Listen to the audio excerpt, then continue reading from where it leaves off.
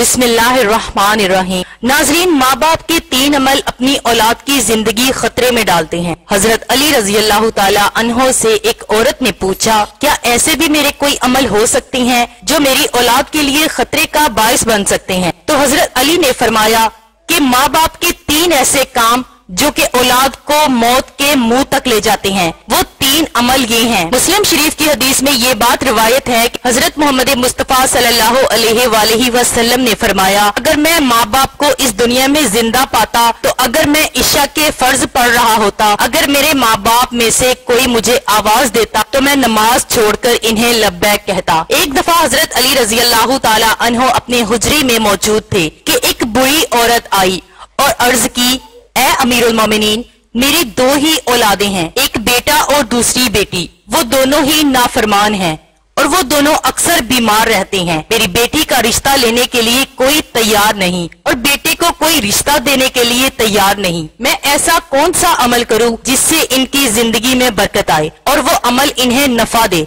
और वो मेरी नाफरमानी भी ना करें, वो सेहत याब भी हो जाएं। मैं ऐसा कौन सा काम करूं क्योंकि वो दोनों नाफरमान हैं, मेरा कहा नहीं मानते। मेरा बेटा शराब और दीगर गुनाह भी करता है। वो दोनों दीन इस्लाम से मुताबिकत नहीं रखते।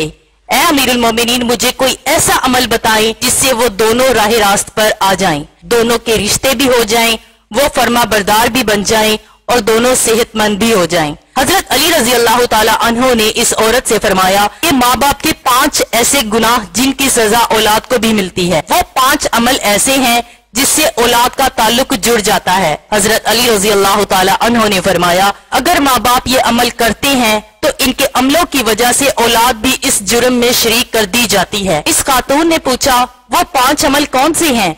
हजरत अली रजी अल्लाह ताला अन्हो ने फरमाया, वो 5 अमल ये हैं। नंबर 1, जिस घर में वालिदैन कुरान मजीद को समझने के बावजूद इसकी तिलावत ना करें तो ऐसे वालिदैन अल्लाह के अजाब के मुस्तहिक होते ही हैं, लेकिन इसकी सजा इनकी औलाद को भी मिलती है। ऐसे वालिदैन की औलाद नाफरमान बेहया हो जाती है। आप अपने घरों में देखें कि कुरान मजीद जो कि अल्लाह ताला की आखिरी किताब है और मोहम्मद मुस्तफा सल्लल्लाहु अलैहि वसल्लम पर नाजिल हुई, जो कि कयामत तक मुसलमानों के लिए हिदायत का मंबा है, लेकिन अफसोस कि हम सिर्फ अपने रमजान में कुरान पाक को पढ़ते हैं या फिर जब कोई फौतगी हो जाए। कुरान मजीद हमारे घरों में मौजूद होता है, इस पर धूल जम जाती है, मगर हम इसे खोलकर पढ़ने की कोशिश नहीं करते। हमें चाहिए कि इस मुकद्दस किताब की तिलावत करें ताकि हमारे घरों में अल्लाह ताला रहमतें और बरकतें नाजिल फरमाता रहे। जो माँ बाप कुरान मजीद को समझने के बावजूद नहीं पढ़ते, इनकी औलादें बेहया और तंगदस्त हो जाती हैं। नंबर 2, अमीरुल मोमिनीन हजरत अली रजी अल्लाह ताला अन्हो ने फरमाया, जिस घर में माँ बाप रोजाना लड़ते हैं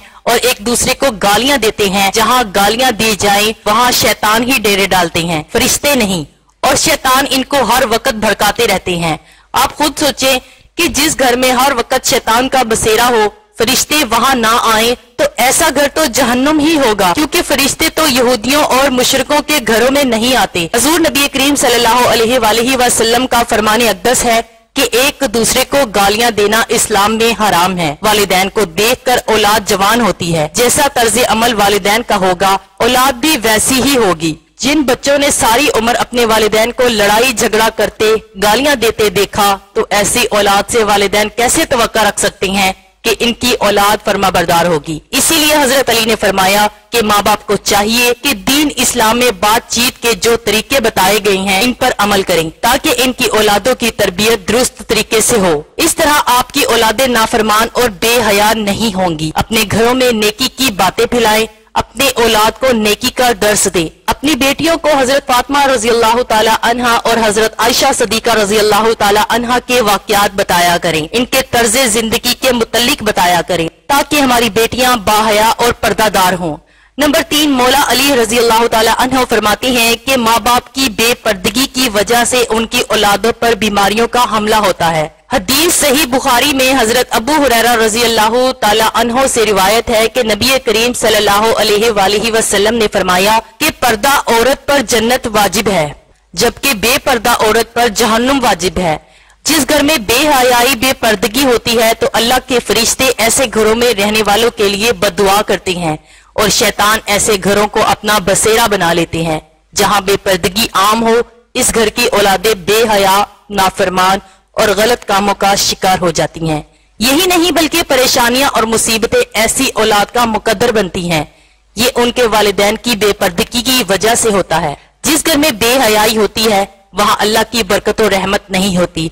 ऐसे माँ बाप की औलादें फितनों और बलाओं से महफूज नहीं रह सकेंगी, क्योंकि अल्लाह के फरिश्ते जो कि इन फितनों को रोकते हैं वो तो इस घर से चले जाते हैं।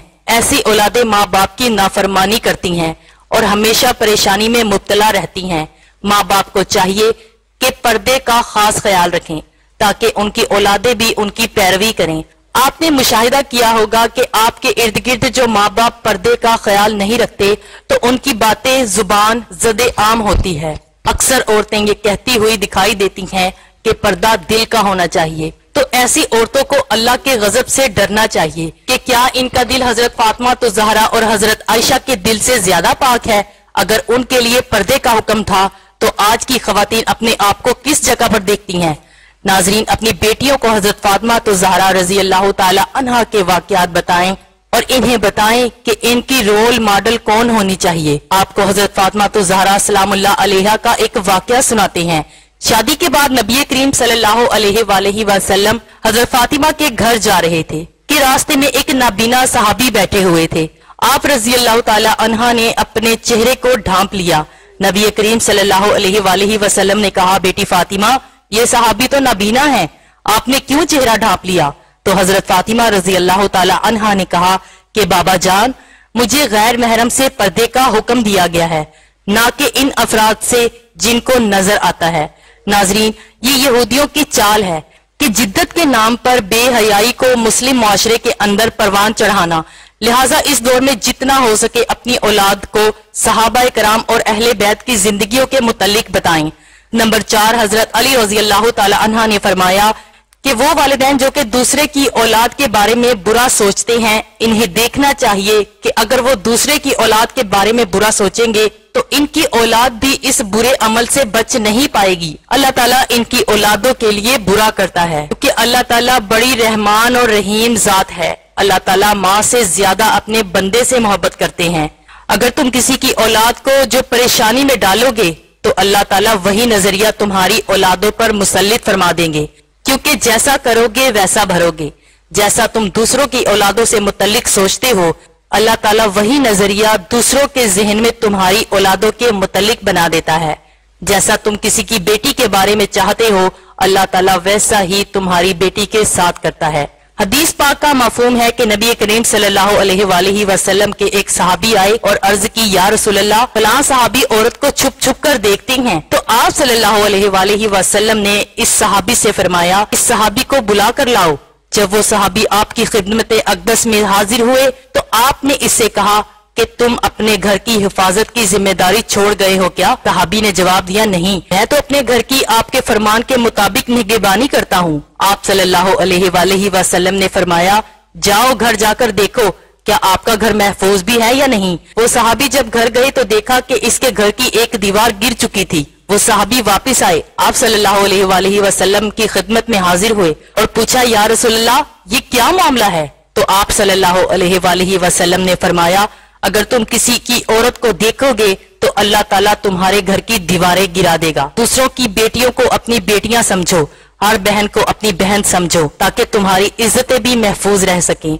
नंबर 5, हजरत अली रजी अल्लाह ताला अन्हो ने फरमाया, जो माँ बाप अपने घर में हलाल हराम का फर्क ना करते हों, हराम वो नहीं कि हराम जानवर खा लिया जाए या कोई हराम चीज खा ली जाए, ये तो कतन हराम है। हराम वो हलाल को हराम करके खाया जाता है, किसी को धोखा फ्रॉड करके इसका हक खा लिया जाए या किसी गरीब मस्कीन का हक खा लिया जाए, ये भी हराम है। अगर हराम माल बच्चों को खिलाया जाए तो औलाद नाफरमान, बेहया और बीमारियों में मुब्तला हो जाती है। आजकल ये बीमारियां हमारे मुआशरे में आम हो गई हैं। हराम खाने वाले इसे हलाल समझकर खा रहे हैं। अल्लाह ताला हम सबको रिज़्क़ हलाल कमाने की तौफीक अता फरमाए। नाजरीन, अगर आपको हमारी वीडियो अच्छी लगी तो इसे लाइक करें। मजीद ऐसी इस्लामिक वीडियो के लिए हमारे चैनल को सब्सक्राइब करें। शुक्रिया।